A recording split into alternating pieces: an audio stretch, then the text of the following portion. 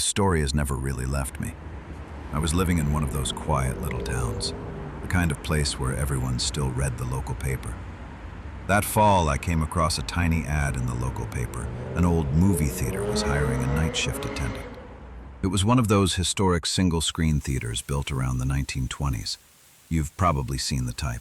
Red brick exterior, faded marquee, wooden-framed doors, and a second-floor balcony with creaky old seats.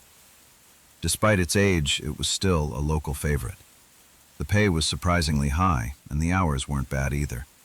I didn't think I'd get the job, but somehow I did. Working alone at night didn't bother me much. I needed the money, and fast. On my first day, the guy training me gave a little smirk and said, "Hey, just a heads up. Weird stuff happens here at night. Some folks can't handle it." I just laughed it off. It sounded like a hazing ritual, something to spook the new guy. Old building, old pipes, creaky floors, of course there'd be noises. The job itself was simple. Once the last showing ended, I had to clear the theater, clean up, check the power, shut down the projection room, and lock up.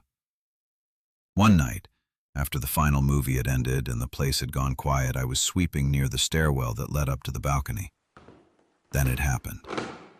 One of the second-floor doors slowly opened. Not all at once, like someone was gently turning the knob. I froze. Wind, maybe? I tried to shrug it off and turned to walk away, but then, thud, something fell behind the seats. Thinking maybe someone was still up there, I called out, "Hello, the movie's over. We're closed now." No reply. I grabbed my flashlight and walked up into the balcony. I checked every row. No one. I chalked it up to the building settling or maybe a leftover drink tipping over, but that was just the beginning. A few nights later, I was organizing some things near the glass window by the projection booth. Suddenly, the glass vibrated slightly, like someone had pressed a cold palm against it and then let go. I looked outside. No one. Just frost creeping over the empty sidewalk. Not a single footprint in the snow. After that, strange things started happening regularly. Lights flickered, empty seats creaked and snapped back up like someone had just stood. I heard footsteps behind the concession stand, always just out of sight.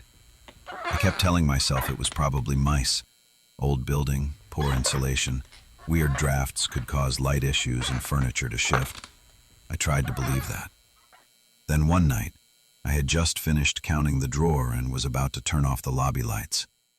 Click. The ticket booth door opened slightly. I turned fast. Nobody there.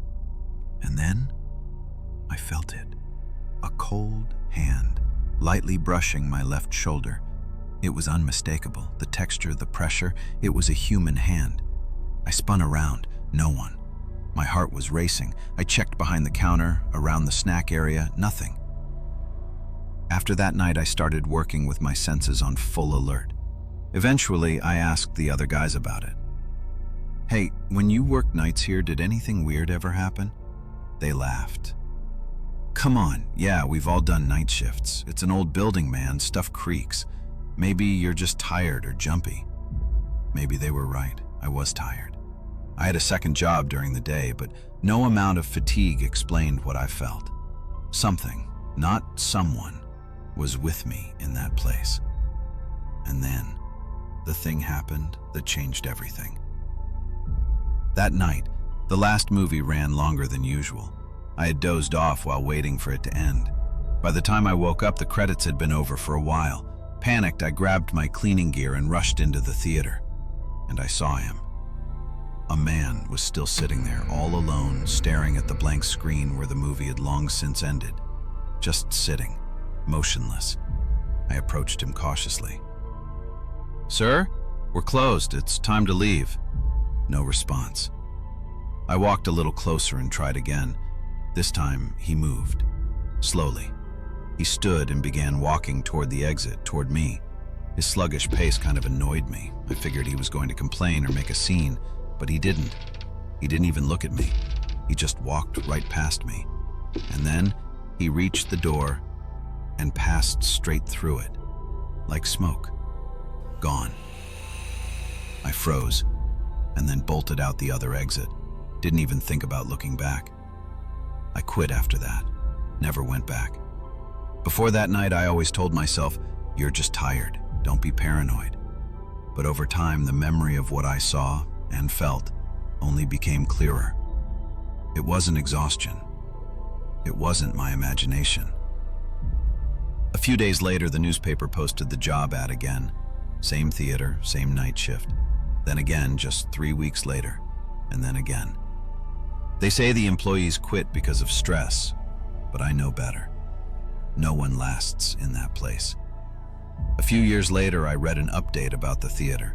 They no longer do late-night screenings, no more night staff. Since then, I've stayed away from overnight work, whether by choice or necessity. I don't want to risk letting something else in. Not again.